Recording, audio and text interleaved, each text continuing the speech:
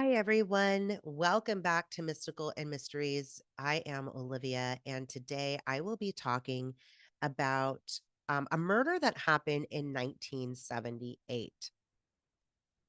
This is the story of Norma Lanyon Jackson. And on October 13th of 1978, Norma was found stabbed to death at the Cabana Inn where she worked in Greenville, South Carolina. The Greenville police have not charged anyone for her murder. She had three children. The oldest is Tracey Parrish. And she did an interview with Dateline. And that interview took place, gosh, I want to say that it was in 2018. So a little bit of momentum, but here we are in 2023, and I don't think that much has been done since then.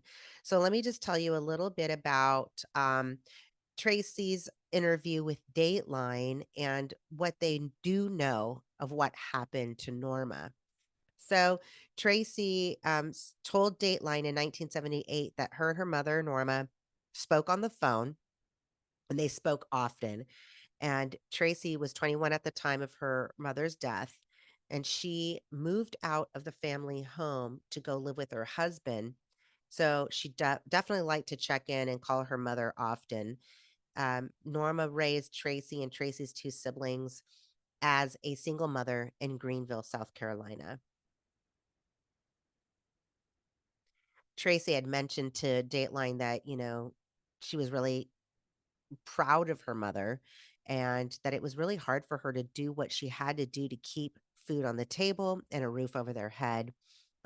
Tracy then went on to say that she worked a lot of hours to keep things going. She did everything she could for the kids.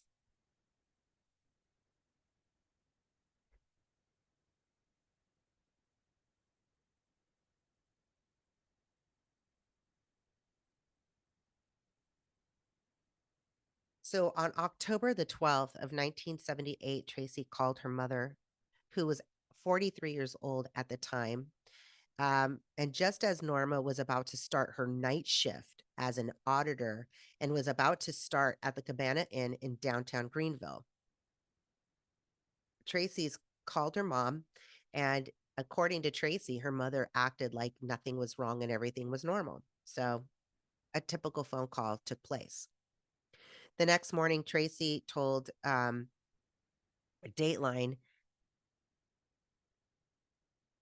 received a call from the Greenville police, and she said that they asked her to head to the hospital immediately. Tracy had to explain that her and her siblings, they didn't have a ride down there. They didn't have a vehicle to get down there. So they said, not a problem. We'll go ahead and send someone over to come and pick you up. Well, what Tracy didn't know was that the person that gave her and her sister Leslie a ride to the hospital was actually someone that worked for the coroner's department.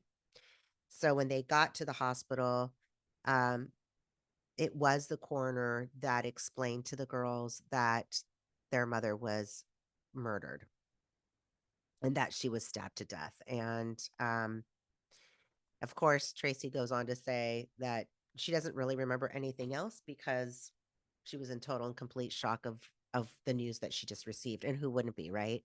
So, the cold case unit at the Greenville Police Department confirmed to Dateline that Norma was found dead at one by one of her coworkers at 2 a.m. in the morning on October 13th. Greenville police confirmed that they interviewed the coworker who found Norma.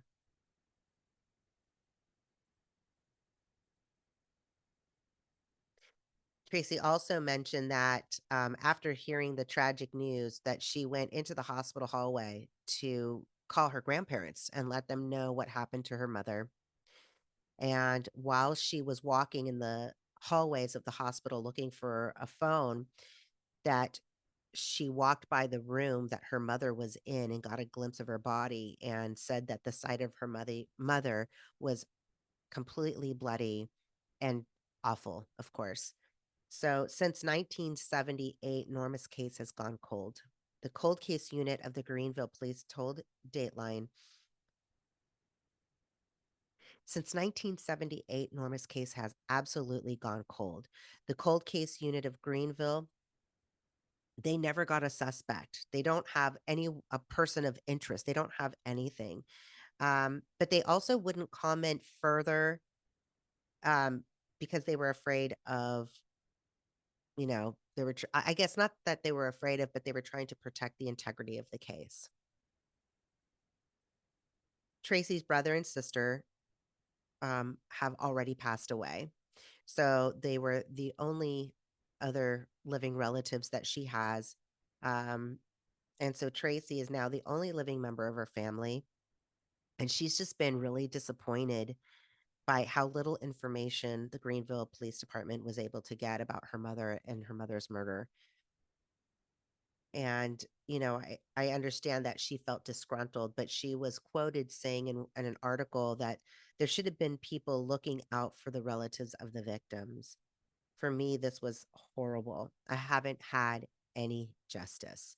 And I feel like that is exactly how most families feel when it's a cold case. Like, where's their justice? What happened? Who did it? And it becomes very, very difficult sometimes to move forward. The cold case unit of Greenville Police Department, um, they said that Norma's case is an open investigation, and they are continuing to use new technology to solve crimes. They would not comment on whether any DNA was found at the scene of Norma's murder or if they had any plans to use any kind of DNA testing technology in the case. And that was in 2018, mind you. And this is like the most comprehensive article that I have found on Norma. And but of course, it's a cold case. There's not much to go on. And I was hoping that I would be able to pick up on some things, which I did, I think. But I'm going to go ahead and tell you a little bit about my reading, where I started off. Um,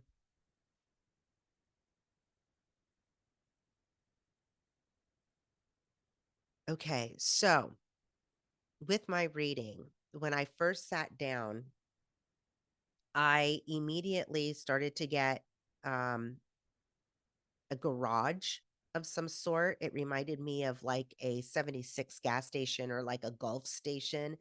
I got the letter W. It did sound like William or Williams to me, but definitely started with a W.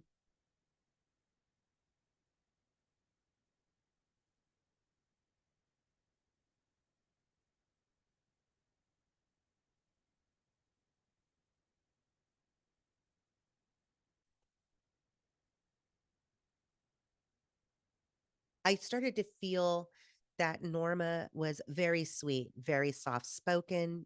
I felt like she was very religious. I saw church around her a lot. I felt like she would be one of those people that would volunteer for church events and organize and do that kind of stuff. So I was tapping into her as a person. Once I finished doing that, I started to feel burglary. And I wrote down here burglary and then beat. Um, I felt like I was inside a building or a structure, and I was sitting at a table. And then I see two men dressed in black. And I feel like they came, I don't know, like from behind me a little bit, but it was through it. Like what I saw was glass doors. In my brain, I wanted it to be like a house or with a slider or something like that. But I like to keep it general. So I'm just going to say it was a large structure. And I saw a glass door and I saw two males dressed in black. They had hoods on. And when I was able to get closer, I saw that they also had masks on, and not like masks that we see nowadays. I feel like I see it's like a bandana, black bandana with like the white squirrely things on it. So like the kinds that you would have seen in like 1978. Um, Once I was inside that building, the other thing I felt was that it happened more in the evening because it felt very dark for me. And then I said, I feel like the evening turned into morning, and I want to say that she was found in the morning. Now, I did not see it turn daylight, which now makes sense to me now that I know that she was found at 2 a.m. But I just felt like one day I was murdered and the next day I was found. So, um, I since I was inside the building, I wanted to see what it looked like. So I stepped outside the building. I turned around and looked and saw a large white building. Um, Part of me wanted to call it a house, but I was like, no, I'm just going to say it's a structure or building. I'm glad I did. And there's the glass doors that I saw, and I felt homey. And I think I'm thinking the reason why I kept getting pulled to home or homey was because this was a hotel. So it had bedding and it had couches and it had things that would remind me of home. It felt homey to me. Um, I did write, is there something possibly tied around her wrists? Or is there something covering her mouth? Could she have been tied up? Question mark, question mark. It's kind of how I felt, but I wasn't sure and I didn't see it. It's just something that I felt. Um, I did hear in my ear, tell me where it is. Tell me where it is. And they were very persistent that she knew whatever this was. That's why I'm thinking it's burglary because it just had that vibe to it. And then I started thinking, like, why is she alone? Like, she's never alone. Or I felt like, was she supposed to be alone? I almost felt like she wasn't supposed to be alone. And I almost feel like I can hear her going, no, that's okay. Don't worry about it. It's always slow. I don't know. I feel like I have something about that. And I don't know how to place it, but that's the feelings and the words that I keep hearing. I felt like robbery was the motive um, for this for sure. I want to say that when I stopped and looked at the perpetrators, I what I try to do is stare at their face from the way I see them, which was with a hood and a bandana on their face, and I asked them to remove it so I can see it. And I'm going to tell you that was really hard. I did not see a whole lot, and it was two black males.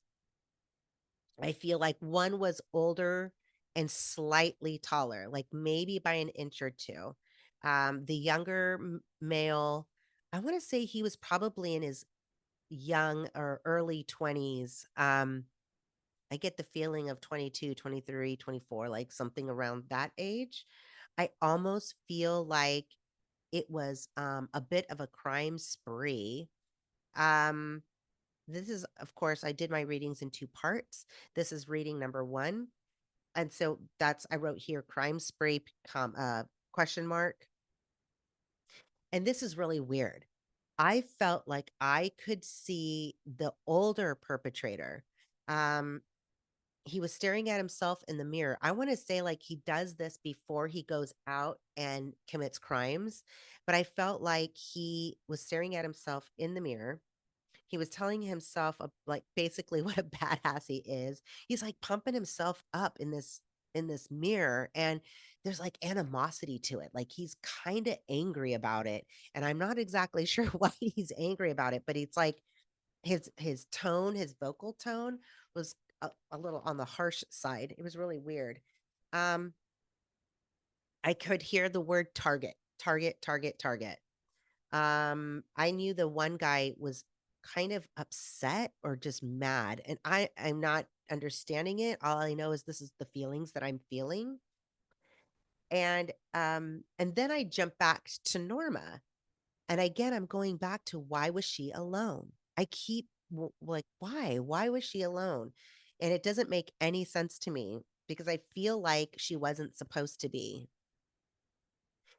And then I started getting feelings of her not married, or I felt like the husband was removed in some way, and I didn't know if she was a widower or not. Yeah, I just felt like the husband was removed. And I was again asking, why wasn't anybody there? Someone should have been there. Someone should have been there. And then I hopped right back to the perpetrators. And I know this is kind of all over the place, you guys, but this is exactly what was happening to me when I was doing it. Um, the perpetrators, again, I just kept seeing them in all black attire, black hoods, masks on their face, and they had black gloves on. So I wouldn't be surprised if they were not able to pick up fingerprints and stuff like that, because the gloves that they have on kind of remind me of really thick, like motorcycle gloves or something. I don't know. They're really weird. Um,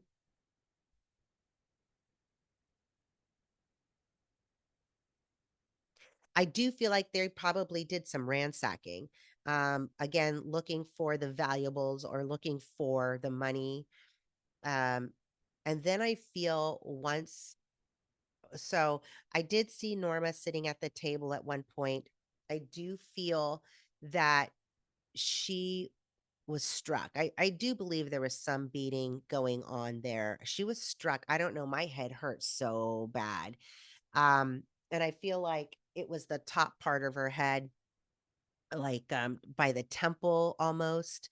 I feel like I've gotten knocked down, and then I see the perpetrator's arm moving up and down.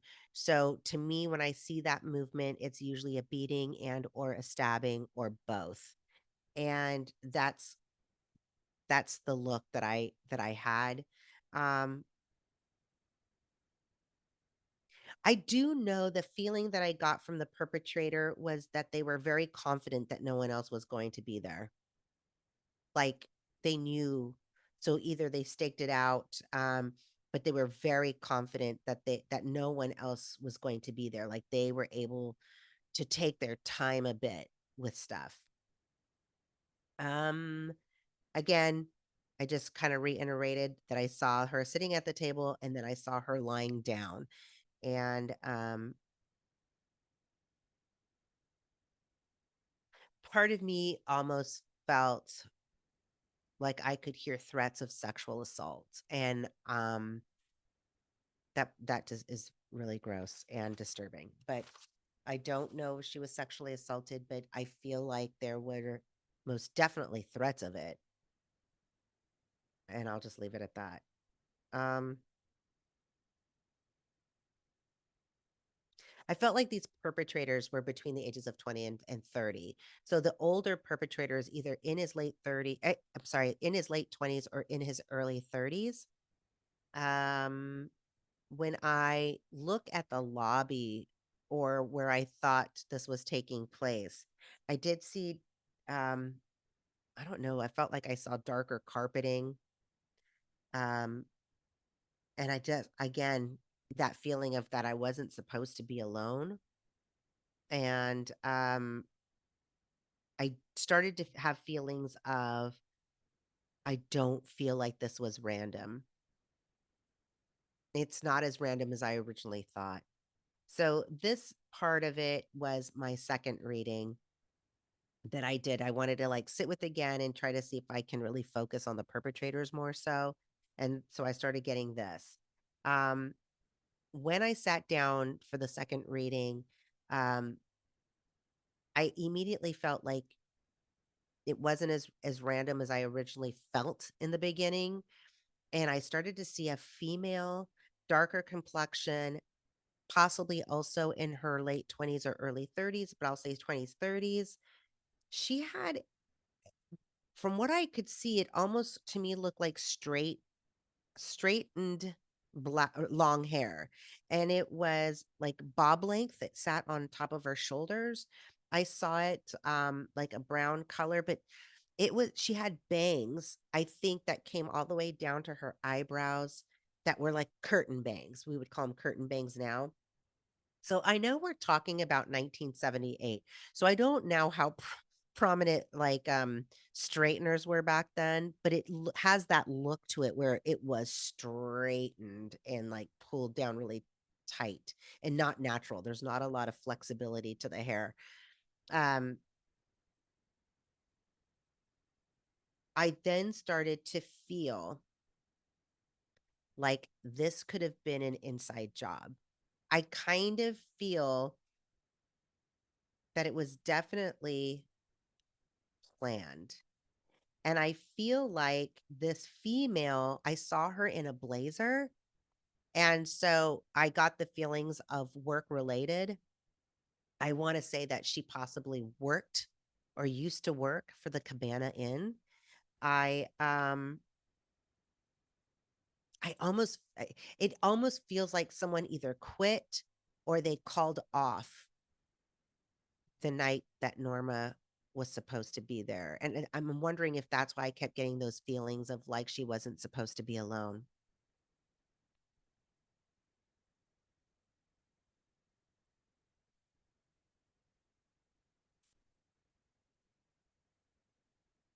So I try to again focus on the perpetrator.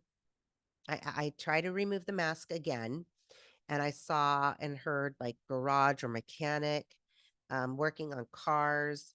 I feel like I'm seeing an old 76 station or a Gulf station logo, like roundish, like the circle is prevalent.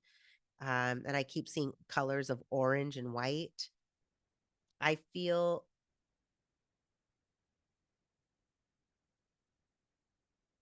the older person, he's like the leader of the two. And I almost felt like I heard the word brother. And I don't know if that is literal or not, but I heard the word brother. Um, and again, I got the feeling that there was someone that either quit before this happened or called off before this happened. I just felt like Norma was not supposed to be alone that evening, and I don't know why I feel that way. I'm just gonna leave it there. Um, again, I got the letter W, like William or Williams. Um, I started to see and feel the letter M, and I thought it sounded very much like Marcus, something like that, but I will stick with the letter M, that there's some kind of M Williams or Marcus Williams. It could be together or it could be two separate things. Um, and I also started to feel that it wasn't supposed to go down this way. I almost feel like the younger perpetrator could have started to feel shocked or guilty or something because I don't think it was supposed to go down as far as it was going to go. But the older guy has a temper problem. And the fact that Norma was not giving him the information that he wanted, that he felt like she should have known. And I really don't think she knew. Whatever it is that he kept asking her for, she truly didn't know where it was and or didn't have access to whatever he wanted. And that was making him mad is how I felt. And that's when it things really started to turn bad for her and for them in general. I do feel like the younger perpetrator had some remorse on how it went down. Um,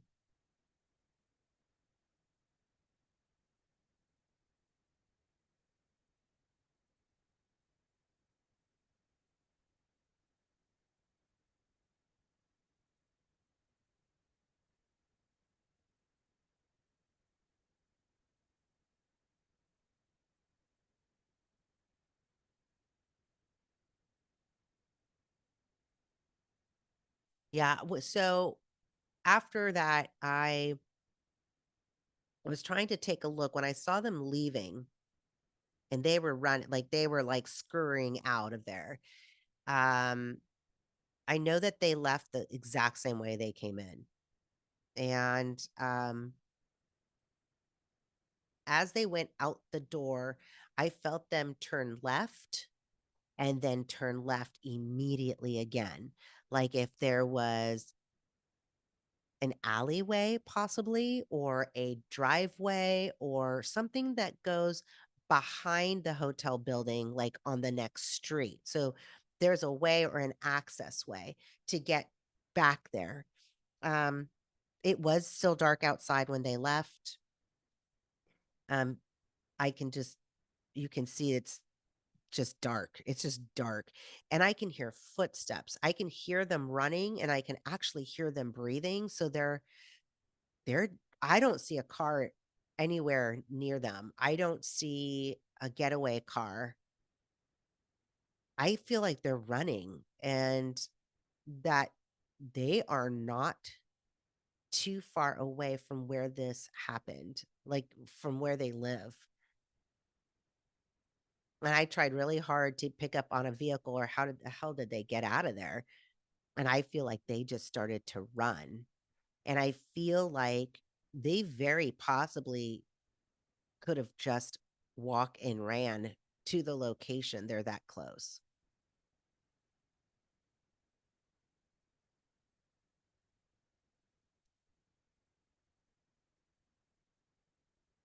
Okay. I do feel like they went home after the crime. And again, not too far from the murder site. I did not see a vehicle. I did not see them on foot. I mean, I did see them on foot. I did not see a vehicle. And I also, the weird thing was, I really had a hard time seeing the murder weapon, the actual weapon, because I don't know. Like, definitely no guns. They didn't bring any guns to, like, even just to scare somebody. And it's probably a good thing because I think that, I don't know that they would have used it because he started to lose control. Um, but I had a really hard time seeing this weapon. And I want to say that I just kept seeing like silver at the end and maybe possibly like a plasticky handle, which doesn't sound like a knife to me, but could it have been scissors? I don't know. Um, but I did have a harder time with actually seeing the murder weapon.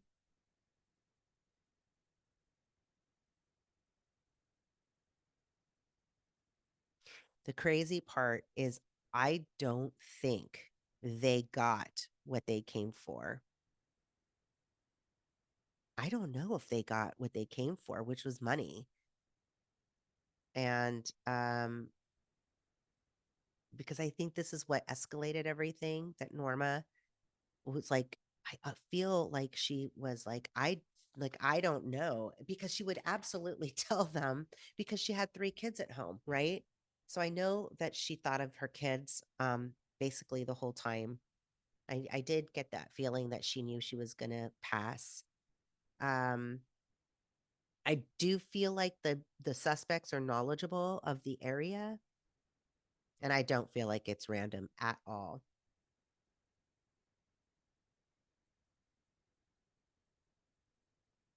I want to say, like in a neighborhood behind the hotel, that I felt like I saw an apartment complex. And this apartment complex it's very small. Um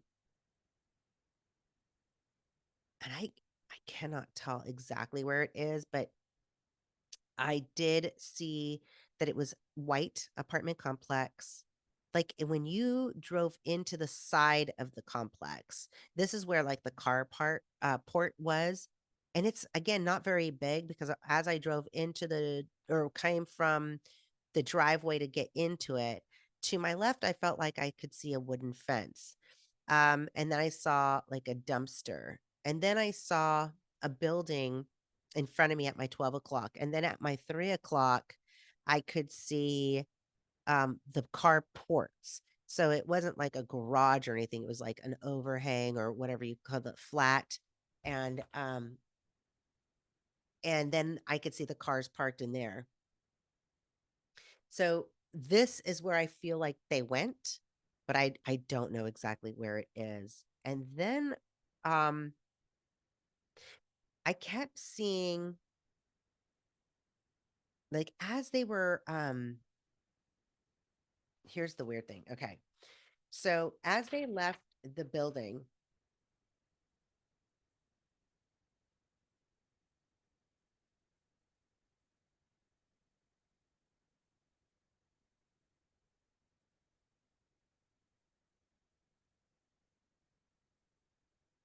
yeah, I did not see them walking into the building. I will put that there, but for whatever reason, I felt like this was home, but I did not see them. So I just want to make that clear. Um, I do know that Norma had no idea who these people were. They were total and complete strangers to her. And again,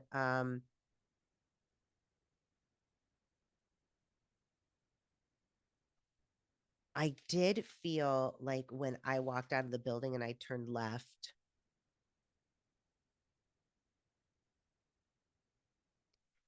that I saw a bunch of dumpsters in this alleyway. And it's an alleyway that they ran down, right? So it's either a street or an alleyway, but not a lot of people drove down this area. It was like for those that maybe lived around it or something, like not commonly used, but the people that lived around it knew about this alleyway. And I kept seeing dumpsters like along, kind of like there was just a lot of dumpsters. I don't know why that stood out to me, but it did. Um, and again, things just went terribly wrong. I would not be surprised if the older man has a record. I don't think that their crime spree or burglary or whatever, possibly drug selling and all that stuff, I don't think that ever stopped after the murder of Norma. And again, I don't necessarily think that they went in for the murder of Norma. I think this is a burglary that went terribly wrong.